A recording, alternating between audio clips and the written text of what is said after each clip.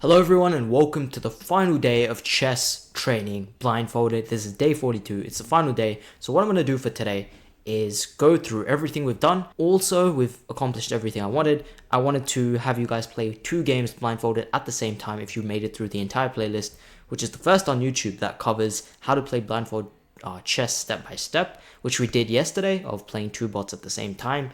We also beat a bunch of bots, 1600 elo, a lot of bots. You can go check them out. And I want to take you through from the basics to the end. So to start off, we always did a coordinate training. I'll just take you through a sample here. You want to be able to know the names of the coordinates playing with black and white. I did say you want to do it with black first, and you want to do it with white first, and that is what we do. Just because it's easier to visualize as white.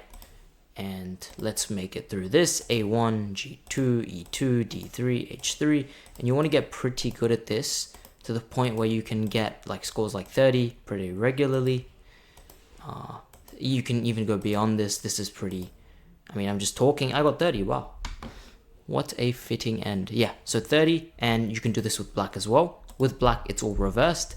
So A1's all over the way here. D2, H4, and you get the hang of it as you keep doing it. It also helps you in calculation, even if you're not playing blindfold. That didn't help me, I just said the wrong one. C8, D8, E7, A5, B4. And yeah, G2, A5. Clearly I need some work with the black pieces. A5, C4, G2, F1. Let's speed up. E6, G4, G8, E7. Okay, that's not great. But you know what? It is what it is. And yeah, you do it with black and white. And you can play blindfolded with both colors. Now, with the guess the square, that's also something we do, which is called guess the color of the square. This is called chess color speed quiz. We did this in day 2 or 3, and what we did is we try and figure out the color of each square. So E7, for example, which color is that? It's a dark square. You know this by attempting it many times and figuring it out. So H8, I know, is a dark square. E2 is a light square, and you go so on and so forth, and eventually you figure them all out. So when you're visualizing, you can actually see the board more clearly. The next thing we did was changing the pieces. So bishops, how bishops move, how knights move, doing it blindfolded in your head, doing certain tactics like, doing certain games like, okay, can you move the knight from B1 to D4 when there's a queen on D6? Try not to get hit by the queen. Stuff like that. If you make it through the playlist, you will see each step by step, and we went through it. Then we played some games on Blindfold Chess on this website. We played some games with white, black, playing all different elos, and yes, progressing as we progress. And I gave you a good guide of when to verse certain elos. You can go check it out in the playlist. If you're like 2000, just play at the start with a much lower bot and generally just build up to higher bots.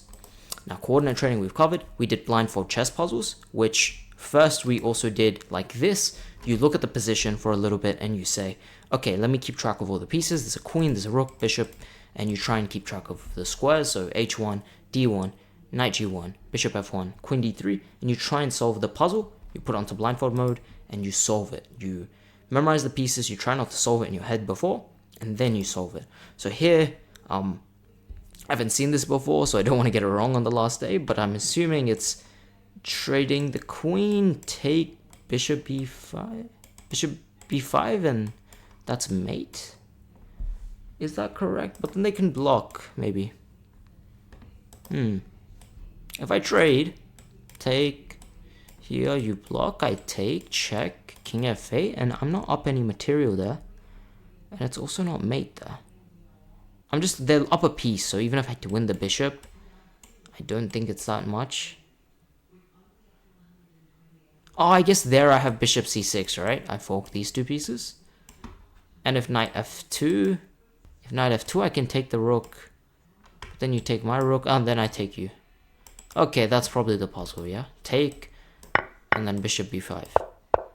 And then take with the bishop. And then come here, bishop c6. So we did puzzles like this, but blindfolded, so obviously it was much harder. We can take and just take. And yeah, so this is also something we did. We also did pieceless tactics. This is something we did quite a lot. Like this, there's a king on f3, there's a pawn on d5. king on f3, pawn on d5, knight on f1, king h5, h4, pawn, and we try and solve this with white to play. So for example here, I'm assuming the move is pushing d6. If knight d2, we go king e2, and we don't win. Oh, we do win. d6, knight d2 check. The thing is, you can move your king to many squares. I don't think actually e2 is necessarily right. I would probably move it to f4 because the knight is 4 squares away from checking the king here. And not to mention, it kind of blocks... Oh, but then he goes to h3, right? h3, d7, h2, queen, you queen.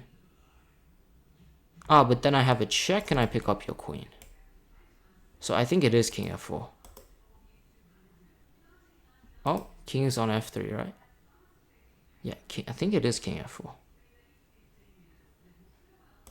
Wrong move. So you can see I'm getting them wrong here. I probably got them wrong in the training as well, but that's part of it. I give up. What was the move? How dare you not tell me the answer? Wow. I guess you guys in the comments can tell me the answer.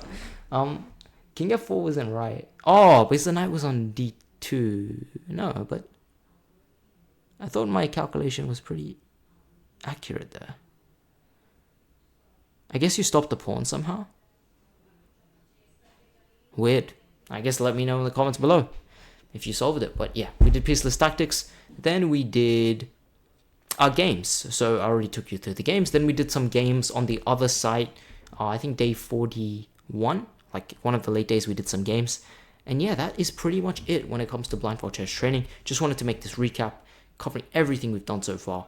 We have made it through a lot. I did say yesterday we were going to verse 1100 and 1500 elo bot, but I thought instead of just versing more bots, I wanted to just make a summary video of everything we've covered and essentially just a step-by-step guide. So I'll just put it up in the description what you need to do. Essentially, it's like 7 days of, you know, coordinate training, all the puzzle stuff, all the moving the pieces, the knights, the bishops, how they move. Then it's the puzzles. Then it's the games, doing it side by side. Then it's the pieceless tactics, stuff like this. And generally, you build up your skill, you build up your calculation. We did a lot of calculation training as well on the rest days because not every day you can just go hard on just blindfold. It will mess with your mind, as Bobby Fischer once said, or just had happened to him. Maybe it was a myth, I don't know. But it does mess with you. Like me personally doing it myself, I know it's hard to do it every day. So yeah, that's it when it comes to blindfold chess training. And I will see you guys with another cool challenge. Hope everyone enjoyed. Hope everyone is watching this in like a later year and they're like, wow, this guy did it in 2025. What a archaic year that was. And you're like in 2032. You're like, damn, we have flying cars and stuff. Yeah. Margaret, I've done it. I've finished blindfold chess training. Margaret's happy. Alright. Be sure to like the video, subscribe to the channel, comment down anything you need below, and yeah, hope you guys enjoyed.